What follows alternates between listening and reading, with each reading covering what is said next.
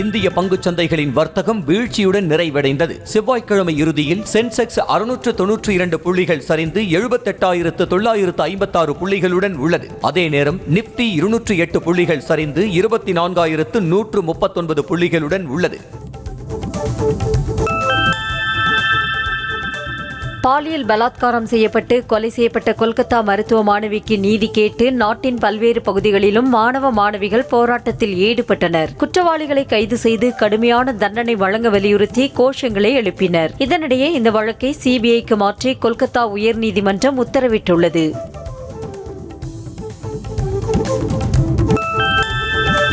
மேற்கு வங்கத்தில் பெண் மருத்துவர் கொலை செய்யப்பட்ட மருத்துவக் கல்லூரியின் முதல்வருக்கு புதிய பதவி வழங்கப்பட்டது மக்களிடையே பெரும் அதிர்ச்சியை ஏற்படுத்தியுள்ளது. விசாரிக்கப்பட வேண்டிய நபரை மாநில அரசு பாதுகாக்க முயற்சி செய்வது ஏன் என்று கொல்கத்தா உயர்நீதிமன்றம் காட்டமாக கேள்வி எழுப்பியுள்ளது.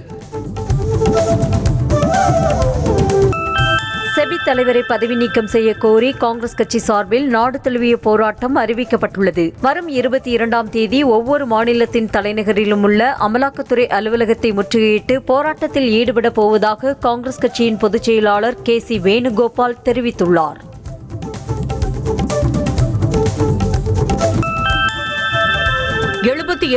சுதந்திர தின விழாவையொட்டி இறுதி நாள் ஒத்திகை நிகழ்ச்சி சென்னை புனித ஜார்ஜ் கோட்டை கொத்தளத்தில் நடைபெற்றது. ஆகஸ்ட் 15ஆம் தேதி நடைபெறும் சுதந்திர தின விழா மேடைக்கு முதலமைச்சர் மு க ஸ்டாலின் காவல்துறை வாகன அணிவகுப்புடன் அவரது இல்லத்திலிருந்து அழைத்து வருவது போன்ற ஒத்திகை நிகழ்ச்சியானது தலைமைச் செயலகம் அமைந்துள்ள காமராஜர் சாலையில் மேற்கொள்ளப்பட்டது.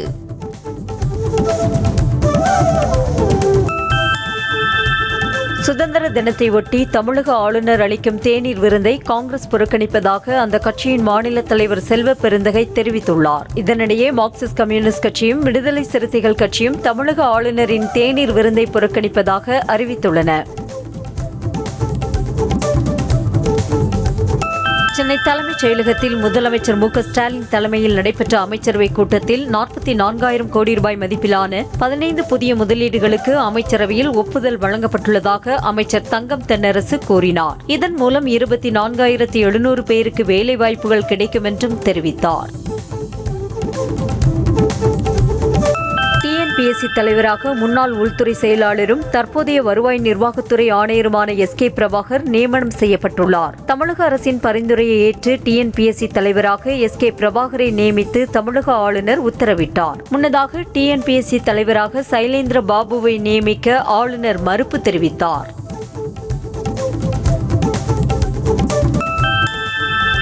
கல்வியின் தலைநகரம் தமிழ்நாடு என்பது மீண்டும் மீண்டும் நிரூபணமாகி இருப்பதாக இந்தியாவின் சிறந்த கல்வி நிறுவனங்களின் பட்டியலை சுட்டிக்காட்டி முதலமைச்சர் மு க ஸ்டாலின் பெருமிதம் தெரிவித்துள்ளார். இந்தியாவின் எதிர்காலத்தை வடிவமைக்கும் இடத்தில் தமிழகம் இருப்பதை எண்ணி மகிழ்ச்சி அடைவதாகவும் தரமான கல்வியை வழங்குவதில் தமிழகம் மீண்டும் முத்திரை பதித்திருப்பதாகவும் குறிப்பிட்டுள்ளார்.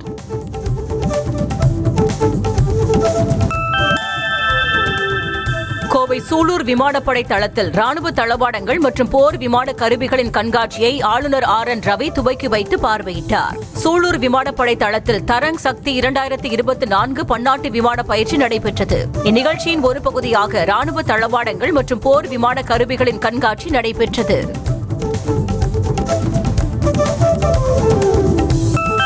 தேவேந்திர குல வேளாளர் மற்றும் ஆதி திராவிடர்களுக்கு இடஒதுக்கீடு வழங்கக்கூடாது என்ற எண்ணத்தை மனதில் வைத்தே தமிழ்நாடு அரசு அருந்ததியர்களுக்கு 3% உள்ஒதுக்கீடு வழங்கியதாக புதிய தமிழகம் கட்சித் தலைவர் டாக்டர் கிருஷ்ணசாமி குற்றம் சாட்டினார். 2009ஆம் ஆண்டு தமிழ்நாடு அரசு அமல்படுத்திய 18% இடஒதுக்கீட்டால் பட்டியலின மக்கள் எந்த அளவு அரசு பணிகளில் நிரப்பப்பட்டுள்ளார்கள் என்பது தொடர்பாக தமிழ்நாடு அரசு வெள்ளை அறிக்கை வெளியிட வேண்டும் என்றார்.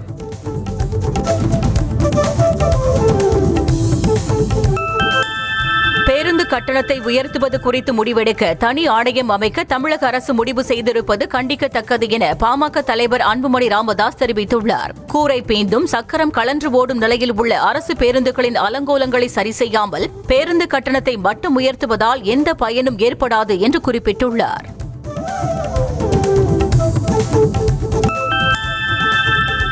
தமிழகத்தில் பேருந்து கட்டணத்தை உயர்த்துவது குறித்து பரிந்துரைக்க ஆணையம் அமைக்கப்பட உள்ளதாக பாமக தலைவர் அன்புமணி ராமதாஸ் புகாருக்கு போக்குவரத்து துறை மறுப்பு தெரிவித்துள்ளது. பேருந்து கட்டணங்களை உயர்த்துவது தொடர்பாக தனி ஆணையம் அமைக்க அரசிடம் கருத்துரு இல்லை என போக்குவரத்து துறை திட்டவட்டமாக தெரிவித்துள்ளது.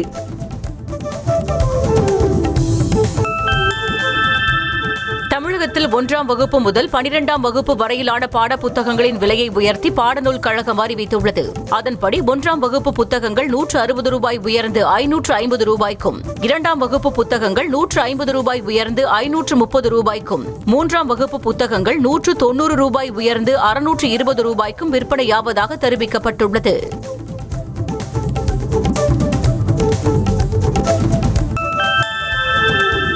₹50 கோடி மதிப்பிலான 5 ஏக்கர் நிலத்தை போலி ஆவணங்கள் மூலம் மோசடி செய்த புகாரில் திருச்செங்கோடு அதிமுக முன்னாள் எம்எல்ஏ பொன் சரஸ்வதியின் கணவர் பொன்னுசாமியை போலீசார் கைது செய்தனர். சிலுவம்பட்டி கிராமத்தை சேர்ந்த விவசாயி எட்டிக்கன் கடந்த 2 ஆண்டுகளுக்கு முன்பு புகார் அளித்திருந்த நிலையில் திருப்பூரில் பதுங்கியிருந்த பொன்னுசாமியை நாமக்கல் பொருளாதார குற்றப்பிரிவு போலீசார் கைது செய்தனர்.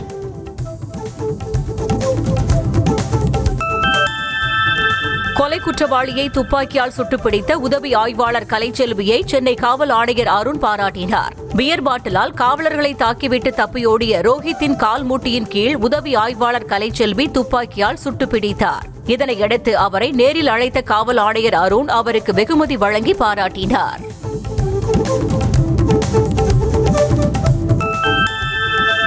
திருச்சி மாவட்ட எஸ்பி வருண்குமார் குறித்து சமூக வலைதளங்களில் ஆபாச பாடல் பாடி மிரட்டல் விடுத்ததாக நாம் தமிழர் கட்சி நிர்வாகியை போலீசார் கைது செய்தனர். எஸ்பி வருண்குமாருக்கும் அவரது மனைவி, குழந்தைகள் குறித்து ஆபாசமாக பாடல் பாடி சமூக வலைதளங்களில் வெளியிட்டதாக விருதுநகர் மாவட்டம் ஸ்ரீவில்லிபுத்தூரை சேர்ந்த கண்ணன் கைது செய்யப்பட்டுள்ளார்.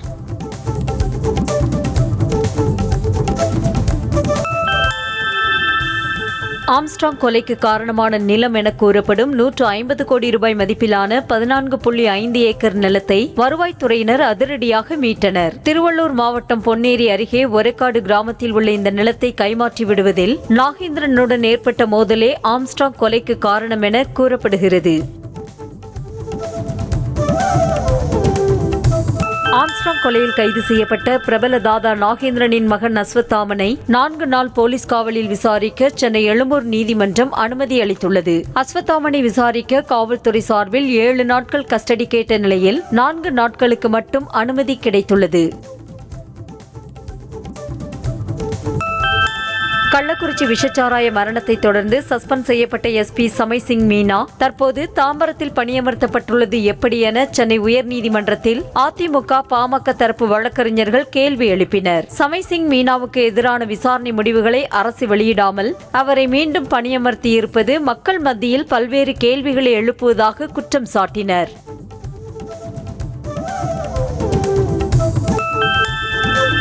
பாஜக கூட்டணியில் சிவகங்கை தொகுதியில் போட்டியிட்ட வின் டிவி உரிமையாளர் தேவநாதன் மோசடி வழக்கில் கைது செய்யப்பட்டார். சென்னை மயிலாப்பூரில் இந்து சாஸ்வத நிதி நிறுவனம் மூலம் ₹50 கோடி மோசடி செய்ததாக எழுந்த புகாரில் அதன் தலைவரும் நிர்வாக இயக்குநருமான தேவநாதனை சென்னை பொருளாதார குற்றப்பிரிவு போலீசார் திருச்சியில் வைத்து கைது செய்தனர்.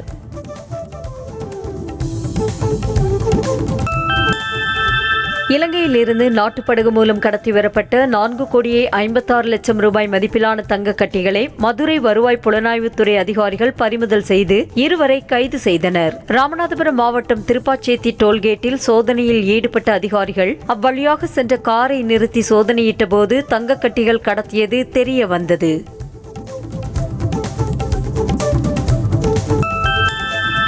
போலி சாதி சான்றிதழ் கொடுத்ததாக எழுந்த புகாரில் வேலூர் மாவட்டம் தோளப்பள்ளி ஊராட்சி மன்ற தலைவர் கல்பனா தகுதி நீக்கம் செய்யப்பட்டுள்ளார். உள்ளாட்சி தேர்தலில் போட்டியிடும் போது தாழ்த்தப்பட்ட சமூகம் என போலி சான்றிதழ் கொடுத்ததாக அவர் மீது புகார் எழுந்தது. விசாரணையில் குற்றச்சாட்டு உறுதி செய்யப்பட்டதால் அவரை தகுதி நீக்கம் செய்து மாவட்ட ஆட்சியர் சுப்புலட்சுமி உத்தரவிட்டுள்ளார். தூத்துக்குடி மாவட்டம் ஸ்ரீவைகுண்டம் அருகே தொடக்க வேளாண்மை கூட்டுறவு வங்கியில் ஏற்பட்ட தீ விபத்தில் வங்கி மேலாளர் ஸ்ரீதரன் உயிரிழந்ததாக கூறப்பட்ட நிலையில் அவரது மரணத்தில் போலீசாருக்கு சந்தேகம் எழுந்துள்ளது. சம்பவ இடத்தில் பெட்ரோல், தீப்பெட்டி கைப்பற்றப்பட்ட நிலையில் ஆடிட்டிங் செய்ய அதிகாரிகள் வர இருக்கும் அச்சத்தில் தற்கொலை செய்து கொண்டாரா என்ற கோணத்தில் போலீசார் விசாரித்து வருகின்றனர்.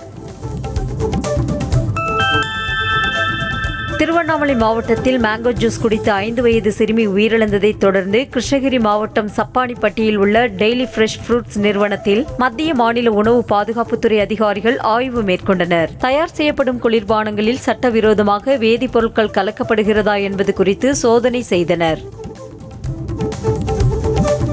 திருவண்ணாமலை மாவட்டம் வெம்பாக்கம் அருகே பெட்டிக்கடையில் 10 ரூபாய்க்கு மேங்கோ ஜூஸ் வாங்கி குடித்த 5 வயது சிறுமி உயிரிழந்ததை தொடர்ந்து திருவண்ணாமலை பேருந்து நிலையம் அருகே உள்ள கடைகளில் உணவு பாதுகாப்புத்துறை அதிகாரிகள் தீவிர சோதனை நடத்தினர். கடைகளில் தரமான குளிர்பானங்கள் விற்கப்படுகின்றனவா, காலாவதி தேதி குறிப்பிடப்பட்டிருக்கிறதா என்பது குறித்து ஆய்வு செய்தனர். கடலூர் மாவட்டம் பண்ருட்டி அருகே தலைமறைவாகியுள்ள ரவுடியின் வங்கிக் கணக்கிற்கு 2.5 கோடி ரூபாய் பண பரிமாற்றம் செய்யப்பட்ட சம்பவம் காவல்துறையினரிடையே அதிர்ச்சியை ஏற்படுத்தியுள்ளது. பேர் பெரியாங்குப்பத்தை சேர்ந்த ரவுடி அசோக்குமாரின் கனரா வங்கிக் கணக்கிற்கு பண பரிமாற்றம் நடந்துள்ள நிலையில் வங்கிக் கணக்கை முடக்கி போலீசார் அவரை தேடி வருகின்றனர்.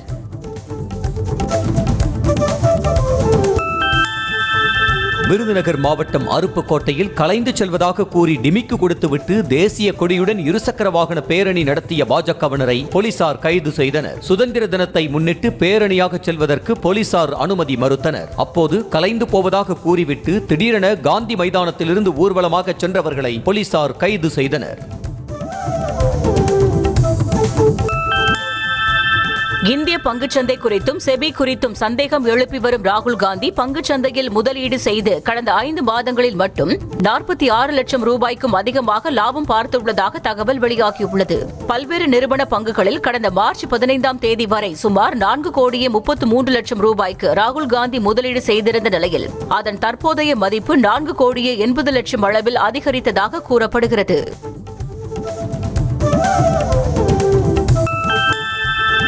முல்லை பெரியாறு அணை விவகாரத்தில் தமிழகத்தின் உரிமையை இம்மியளவு கூட தமிழக அரசு விட்டுத்தரக்கூடாது என பாமக நிறுவனர் ராமதாஸ் வலியுறுத்தியுள்ளார். மேலும் வயநாடு நிலச்சரிவையும் முல்லை பெரியாறு அணையையும் தொடர்புபடுத்தி கேரளத்தில் பொய்யான பரப்புரை மேற்கொள்ளப்பட்டு வருவதாக குறிப்பிட்டுள்ளார்.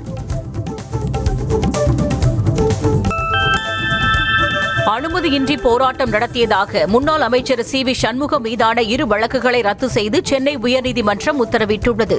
இருதரப்பு வாதங்களையும் கேட்ட நீதிபதி வழக்கில் சரியான பிரிவுகள் சேர்க்கப்படவில்லை என்றும் போராட்டத்தால் போக்குவரத்திற்கு இடையூறு ஏற்பட்டதாக கூறப்படும் குற்றச்சாட்டுகள் நிரூபிக்கப்படவில்லை என்றும் நீதிபதிகள் தெரிவித்தனர்.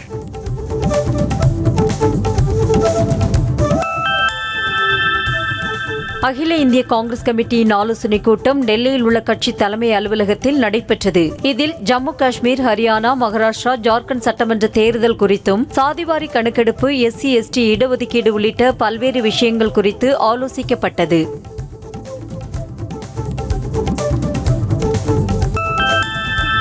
GST ரீஃபண்ட் மூலம் 54 கோடியை நூதன முறையில் மோசடி செய்த டெல்லியை சேர்ந்த GST அதிகாரி கைது செய்யப்பட்டுள்ளார். GST அதிகாரியான பபிதா சர்மா, 3 வழக்கறிஞர்கள், 2 டிரான்ஸ்போர்ட் நபர்கள், ஒரு நிறுவன உரிமையாளரும் கூட்டு சேர்ந்து 500 போலி நிறுவனங்களை பெயரளவில் உருவாக்கி 718 கோடி ரூபாய் மதிப்புள்ள போலி இன்வாய்ஸ்கள் மூலம் 54 கோடி ரூபாயை மோசடி செய்ததாக புகார் எழுந்துள்ளது.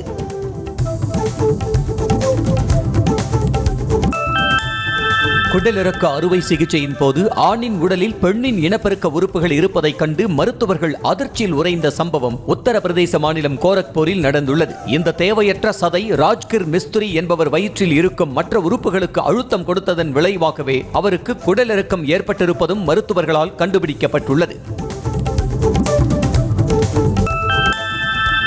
கேரள மாநிலம் மூணாறு பகுதியை ஒட்டியுள்ள மலைப்பகுதியில் 7 ஆண்டுகளுக்கு ஒருமுறை பூக்கும் குறிஞ்சி பூ பூத்து குலுங்கி ரம்மியமாக காட்சியளிக்கிறது.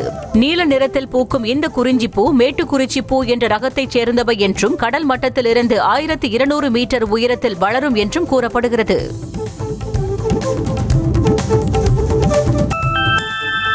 நாமக்கல்லில் பொதுமக்களை அச்சுறுத்தும் வகையில் இளைஞர்கள் பைக்கில் சாகசம் செய்யும் வீடியோ வெளியாகி அதிர்ச்சியை ஏற்படுத்தியுள்ளது. விலை உயர்ந்த பைக்கில் 166 கிலோமீட்டர் வேகத்தில் சென்று அடாவடியில் ஈடுபட்ட இளைஞர்கள் மீது காவல்துறையினர் கடும் நடவடிக்கை எடுக்க வேண்டும் என பொதுமக்கள் கோரிக்கை விடுத்துள்ளனர்.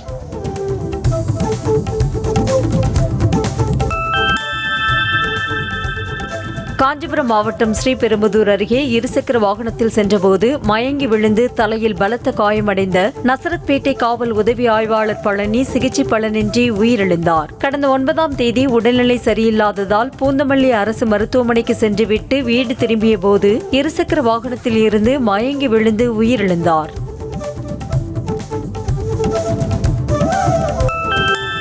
தூத்துக்குடி மாவட்டம் திரேஸ்புரம் கடற்கரையில் நாட்டு படகில் இருந்து தவறி கடலில் விழுந்த மீனவர் நீரில் மூழ்கி உயிரிழந்தார். திரேஸ்புரத்தை சேர்ந்த தன்ராஜ் சங்கு குளிக்கும் வேலைக்காக உதவியாளராக சென்றார். படகில் இருந்த மீன் வலைகளை சரி செய்து கொண்டிருந்த போது தன்ராஜ் தவறி கடலில் விழுந்தபோது நீரில் மூழ்கி பரிதாபமாக உயிரிழந்தார்.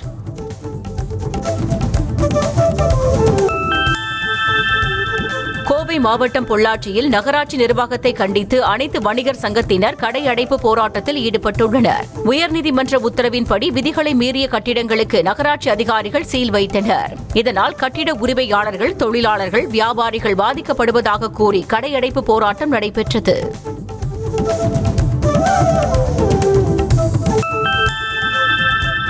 கள்ளக்குறிச்சி மாவட்டம் மானாபுரம் அருகே டாஸ்மாக் கடையை மூடக்கோரி போராட்டம் நடத்திய பெண்கள் பேச்சுவார்த்தைக்கு வந்த அதிகாரியிடம் வாக்குவாதத்தில் ஈடுபட்டனர். உலகலாப்பாடி கிராமத்தில் உள்ள டாஸ்மாக் கடையால் சாலையில் செல்லும் பள்ளி மாணவர்கள், பெண்களுக்கு பாதுகாப்பு இல்லாத சூழல் உள்ளதாக கூறி அந்த கடையை திறக்க விடாமல் 100க்கும் மேற்பட்டோர் போராட்டம் நடத்தினர்.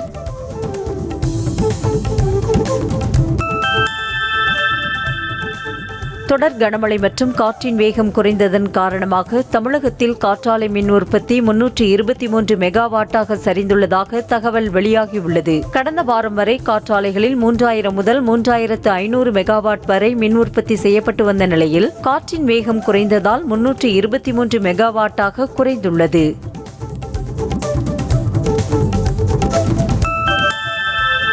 தமிழ்நாடு அரசுக்கும் ஆளுநருக்கும் இடையிலான மோதல் காரணமாக துணைவேந்தர்களை நியமிக்க முடியாத நிலை ஏற்பட்டிருப்பதாக SDPI கட்சி மாநில தலைவர் நெல்லை முபாரக் குற்றம் சாட்டியுள்ளார். இது தொடர்பாக அவர் வெளியிட்டுள்ள அறிக்கையில், துணைவேந்தர்கள் நியமிக்கப்படாததால் பல்கலைக்கழகங்களின் செயல்பாடுகள் முடங்கும் நிலை ஏற்பட்டிருப்பதாக தெரிவித்துள்ளார்.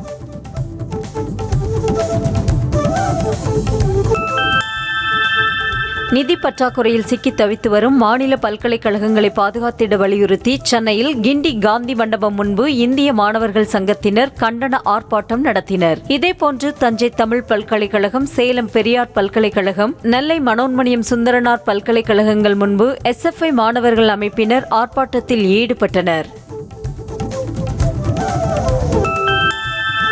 திருவண்ணாமலை விடுதியில் தங்கியிருந்து மே 5ஆம் தேதி முதல் மாயமான ஜப்பான் நாட்டைச் சேர்ந்த முதியவர் சடோஷி மெனட்டா என்பவரை போலீசார் தீவிரமாக தேடி வருகின்றனர். முதியவர் சடோஷி மெனட்டாவின் தம்பி, தங்கை உள்ளிட்ட உறவினர்கள் அந்நாட்டு தூதரக உதவியுடன் திருவண்ணாமலைக்கு வந்து அவர்களும் போலீசாருடன் சேர்ந்து தேடுதல் பணியில் ஈடுபட்டுள்ளனர்.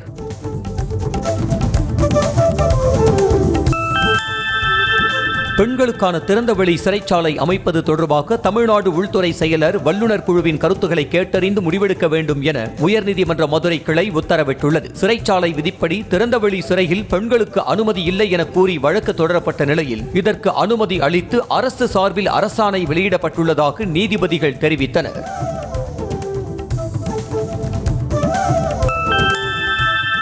கடைகளை இடிக்கும் போக்கை மாநகராட்சி நிர்வாகம் தொடர்ந்து செய்து வந்தால் வணிகர்கள் சங்கத்தின் பேரவை சார்பில் ரிப்பன் மாளிகை முற்றுகை போராட்டம் நடைபெறும் என எச்சரிக்கை விடுக்கப்பட்டுள்ளது. கடைகளை இடிப்பது உள்ளிட்டவற்றை கண்டித்து சென்னை எழும்பூரில் தமிழ்நாடு வணிகர் சங்க பேரவையின் பொதுச் செயலாளர் சவுந்தரராஜன் தலைமையில் கண்டன ஆர்ப்பாட்டம் நடைபெற்றது.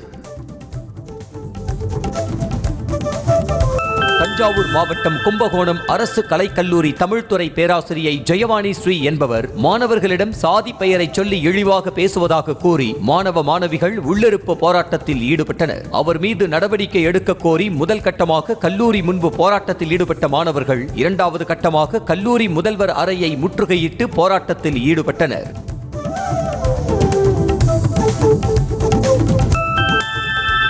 கடலூர் மாவட்டம் புவனகிரியில் வெள்ளாற்றில் தடுப்பணை கட்ட வலியுறுத்தி வியாபாரிகள் கடையடைப்பு போராட்டத்தில் ஈடுபட்டனர். கடந்த அதிமுக ஆட்சியில் 112 கோடி ரூபாய்க்கு தடுப்பணை கட்ட அறிவிப்பு வெளியான நிலையில் தற்போது வரை அரசாணை வெளியிடப்படாததை கண்டித்து போராட்டம் நடைபெற்றது. கடையடைப்பு போராட்டத்தில் சாலைகள் அனைத்தும் வெறிச்சோடி காணப்பட்டன.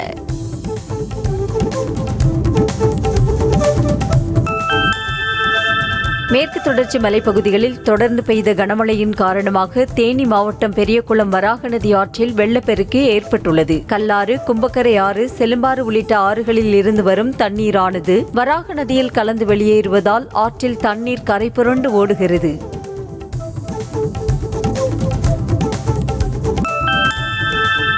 கடலூரில் அதிக ஒலி எழுப்பிய தனியார் பேருந்து ஓட்டுநரிடம் இயக்குநரும் நடிகருமான சேரன் கடும் வாக்குவாதத்தில் ஈடுபட்டார். பெரிய கங்கனாபுரம் பகுதியில் இயக்குநர் சேரன் காரில் சென்றபோது பின்னால் வந்த தனியார் பேருந்து தொடர்ந்து அதிக ஒலி எழுப்பியதாக கூறப்படுகிறது. இதனால் ஆத்திரமடைந்த சேரன் தனது காரை சாலையில் நிறுத்திவிட்டு தனியார் பேருந்து ஓட்டுநரிடம் ஆவேசமானார்.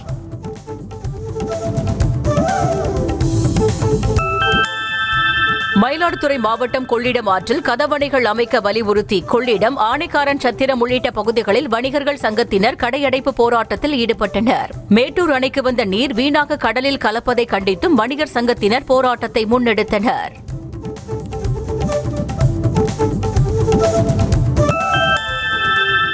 விநாயகர் சதுர்த்தியை முன்னிட்டு திருவண்ணாமலை மாவட்டம் கருமாரப்பட்டி, மங்களம் ஆகிய கிராமங்களில் விநாயகர் சிலை தயாரிக்கும் பணி மும்முரமாக நடைபெற்று வருகிறது. செப்டம்பர் 7ஆம் தேதி விநாயகர் சதுர்த்தி பண்டிகை கொண்டாடப்பட உள்ளதை அடுத்து 2 அடி முதல் 10 அடி வரை விநாயகர் சிலையை வடிவமைக்கும் பணியில் சிலை வடிவமைப்பாளர்கள் ஈடுபட்டுள்ளனர்.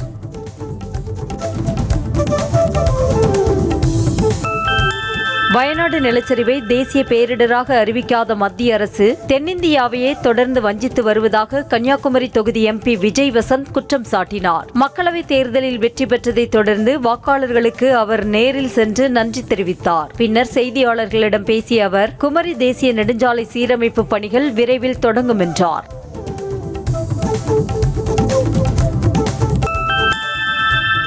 பழனி வாழ் மக்களின் வாழ்வாதாரத்தை மீட்டுத் தர கோரி வியாபாரிகள் சங்கம் சார்பில் பெண் பக்தர்கள் 100க்கும் மேற்பட்டோர் பால்குடம் எடுத்து ஊர்வலமாக சென்றனர். மலை அடிவாரத்தில் உள்ள கடைகள் அகற்றப்பட்டதால் தங்களது வாழ்வாதாரம் பாதிக்கப்பட்டிருப்பதாகவும் தங்களது வாழ்வாதாரத்தை காப்பாற்ற கோரியும் வியாபாரிகள் தண்டாயுதபாணி சுவாமியை வழிபட்டனர்.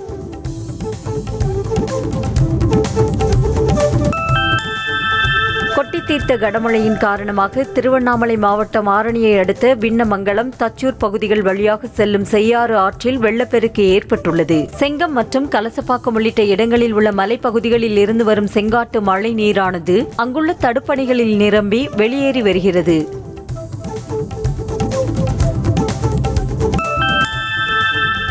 நீலகிரி மாவட்டம் மசினக்குடி வனப்பகுதியில் தன்னந்தனியாக சுற்றித் திரிந்த யானைக்குட்டியை வனத்துறையினர் தாயுடன் சேர்த்து வைத்தனர். மாயார் பகுதியில் தாயை புரிந்த ஏக்கத்தில் யானைக்குட்டி தனியாக சுற்றித் திரிவதாக வனத்துறையினருக்கு தகவல் கிடைத்தது. இதனையடுத்து அங்கு சென்ற வனத்துறையினர் யானைக்குட்டியை மீட்டு சூசுரா என்ற இடத்தில் கூட்டத்துடன் இருந்த தாய் யானையுடன் சேர்த்தனர்.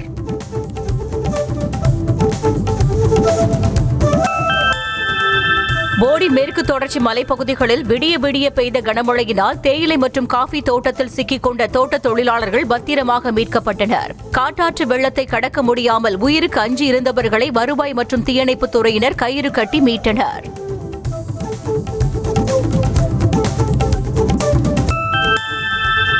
தொடர் கனமழை காரணமாக மதுரை வைகை ஆற்றில் தண்ணீர் பெருக்கெடுத்து ஓடும் காட்சி வெளியாகியுள்ளது.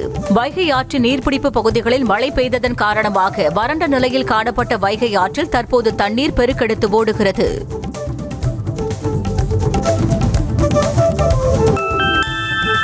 கொட்டி தீர்த்த கனமழையின் காரணமாக வேலூர் மாவட்டத்தில் 118 ஹெக்டேர் விளைநிலங்களில் பயிரிடப்பட்டு அறுவடைக்கு தயாராக இருந்த நெற்பயிர்கள் சாய்ந்து மழைநீரில் மூழ்கி சேதமடைந்ததாக விவசாயிகள் வேதனை தெரிவிக்கின்றனர். மழைநீரால் பாதிக்கப்பட்ட விளைநிலங்களுக்கு அரசு உரிய இழப்பீடு வழங்க வேண்டும் என விவசாயிகள் கோரிக்கை விடுத்தனர்.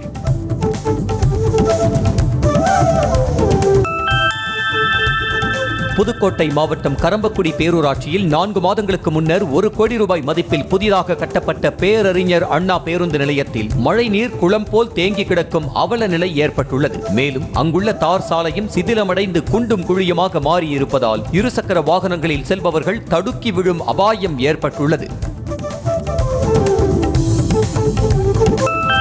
ஈரோடு மாவட்டம் திம்பம் மலைப்பாதையில் உள்ள 17வது கொண்டை ஊசி வளைவில் தடுப்பு சுவரை உடைத்துக் கொண்டு 30 அடி பள்ளத்தில் கவிழ்ந்த லாரியின் ஓட்டுநர் படுகாயங்களுடன் மீட்கப்பட்டார். மைசூரில் இருந்து சத்தியமங்கலம் நோக்கி சென்ற லாரி திம்பம் மலைப்பாதை 17வது கொண்டை ஊசி வளைவில் திரும்பிய போது கட்டுப்பாட்டை இழந்து சாலையோர தடுப்பு சுவரை உடைத்துக் கொண்டு பள்ளத்தில் கவிழ்ந்தது.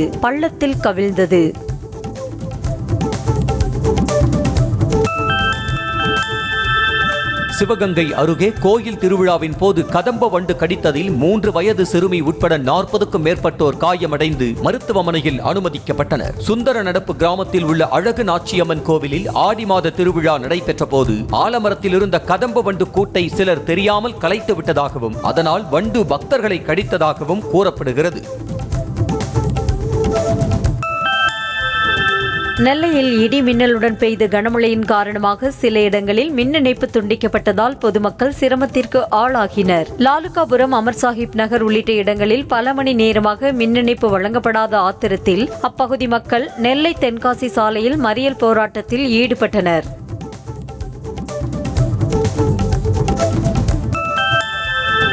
தேனி மாவட்டம் ஆண்டிப்பட்டி அருகே உள்ள கடமலைக்குண்டு பகுதியில் சாலையில் கூட்டமாக உலா வரும் தெரு நாய்களால் பொதுமக்கள் அச்சமடைந்துள்ளனர். திடீரென சாலையின் குறுக்கே நாய்கள் செல்வதால் வாகன ஓட்டிகள் விபத்தில் சிக்கும் அபாய நிலையும் ஏற்பட்டுள்ளது. தெருநாய்களின் நடமாட்டத்தை கட்டுப்படுத்த நடவடிக்கை எடுக்க வேண்டும் என கோரிக்கை எழுந்திருக்கிறது. விருதுநகர் மாவட்டம் அருப்புக்கோட்டை செட்டிக்குறிச்சி அரசு கலைக்கல்லூரி மாணாக்கர்கள் தங்கள் கல்லூரிக்கு முறையான பேருந்து வசதிகள் மற்றும் சாலை வசதி இல்லை என மதுரை தூத்துக்குடி தேசிய நெடுஞ்சாலையில் மறியலில் ஈடுபட்டனர். தகவல் அறிந்து வந்த போலீசார் அவர்களிடம் பேச்சுவார்த்தை நடத்தி நடவடிக்கை எடுப்பதாக உறுதி அளித்த பின்னர் மாணாக்கர்கள் கலைந்து சென்றனர். வங்கதேச முன்னாள் பிரதமர் ஷேக் ஹசீனா இந்தியாவில் நீண்ட காலம் தங்கியிருப்பது இரு நாடுகளின் உறவை பாதிக்காது என வங்கதேச இடைக்கால அரசின் வெளியுறவு ஆலோசகர் தௌஹீத் ஹுசைன் தெரிவித்துள்ளார். ஒரு நாட்டிற்குள் எந்த ஒரு தனிநபரின் இருப்பாலும் இருதரப்பு உறவுகள் பாதிக்கப்படுவதில்லை என்றும் டெல்லியுடன் இணக்கமான உறவை பேணுவதற்கு டாக்கா தொடர்ந்து பாடுபடும் என்றும் கூறினார்.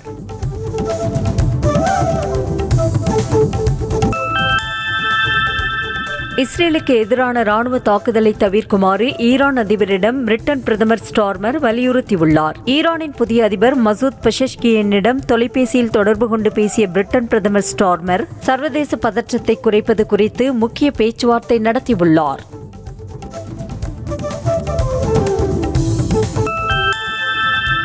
அமெரிக்காவின் லாஸ் ஏஞ்சல்ஸ் நகரில் ஏற்பட்ட நிலநடுக்கத்தில் கட்டிடத்தின் பார்க்கிங் பகுதி குலுங்கியதன் காட்சிகள் வெளியாகியுள்ளன. இந்த நிலநடுக்கம் ரிக்டர் அளவில் 4.4 பதிவாகியுள்ளது. இதுபோல வீட்டில் வளர்ப்பு நாயுடன் விளையாடிக் கொண்டிருந்த பெண் ஒருவர் திடீரென ஏற்பட்ட அதிர்வால் பயந்து போய் கத்தி கூச்சலிட்டதன் காட்சிகளும் வெளியாகியுள்ளன.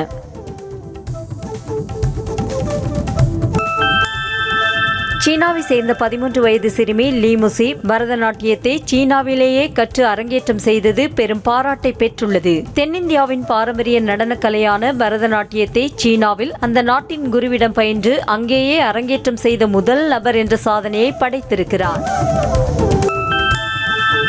பாரிஸ் ஒலிம்பிக்கில் வெண்கலம் வென்று தாயகம் திரும்பிய இந்திய ஆண்கள் ஹாக்கி அணி வீரர்களுக்கு டெல்லி விமான நிலையத்தில் உற்சாக வரவேற்பு அளிக்கப்பட்டது. வீரர்களுக்கு மாலை அணிவித்து மரியாதை அளிக்கப்பட்ட நிலையில் வெண்கல பதக்கத்துடன் புகைப்படத்திற்கு போஸ் கொடுத்து மகிழ்ந்தனர்.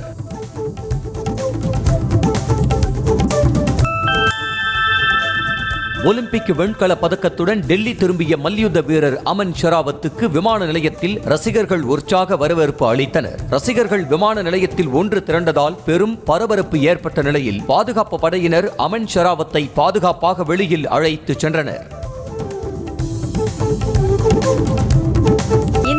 எறிதல் வீரர் நீரஜ் சோப்ராவை துப்பாக்கிச் சுடுதல் வீராங்கனை மனுபாக்கர் திருமணம் செய்ய உள்ளதாக வெளியான தகவலுக்கு மனுபாக்கரின் தந்தை மறுப்பு தெரிவித்துள்ளார். மனுபாக்கர் இன்னும் சின்ன பொண்ணுதான், அவருக்கு இன்னும் திருமண வயது கூட ஆகவில்லை என தெரிவித்துள்ளார்.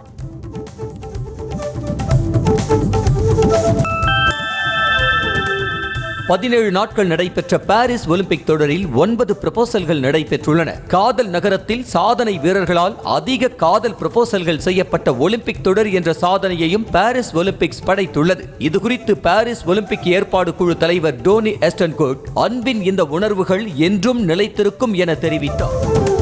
சர்வதேச ஹாக்கி அணிகளின் தரவரிசையில் இந்திய அணி 5ஆம் இடம் பிடித்து அசத்தியுள்ளது. ஒலிம்பிக் போட்டி நிறைவடைந்த நிலையில் ஹாக்கி அணிகளின் புதிய தரவரிசை பட்டியலை சர்வதேச ஹாக்கி கூட்டமைப்பு வெளியிட்டது. ஒலிம்பிக்கில் தங்கம் வென்ற நெதர்லாந்து 3168.01 புள்ளிகளுடன் முதலிடத்திற்கு முன்னேறியுள்ளது.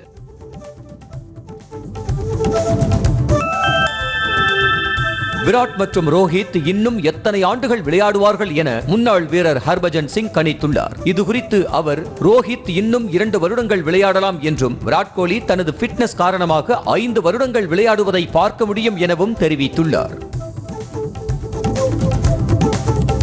இலங்கைக்கு எதிரான ஒருநாள் தொடரில் இந்திய அணி சந்தித்த தோல்விக்காக ரசிகர்கள் பயிற்சியாளர் கம்பீரின் திறமையை சந்தேகப்பட வேண்டியதில்லை என்று ராபின் உத்தப்பா தெரிவித்துள்ளார். ஐசிசி போன்ற பெரிய தொடர்களில் அசத்துவதற்கு தேவையான பாடங்களை இலங்கை போன்ற சாதாரண இருதரப்பு தொடரில் கம்பீர் தேடுவதாகவும் ராபின் உத்தப்பா ஆதரவு தெரிவித்துள்ளார்.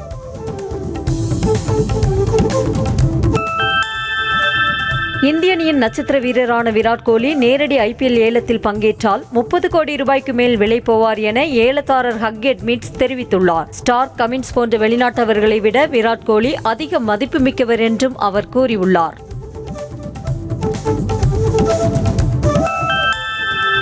நடிகர் விஜயின் புதிய ஆடம்பர சொகுசு கார் தொடர்பான வீடியோ வெளியாகி ரசிகர்களை ஆச்சரியத்தில் ஆழ்த்தியுள்ளது. வீடியோவில் இடம்பெற்றிருக்கும் car Lexus LM series model ஆகும். இந்திய சந்தையில் இந்த காரின் விலை 2 கோடி ரூபாய் முதல் துவங்குகிறது.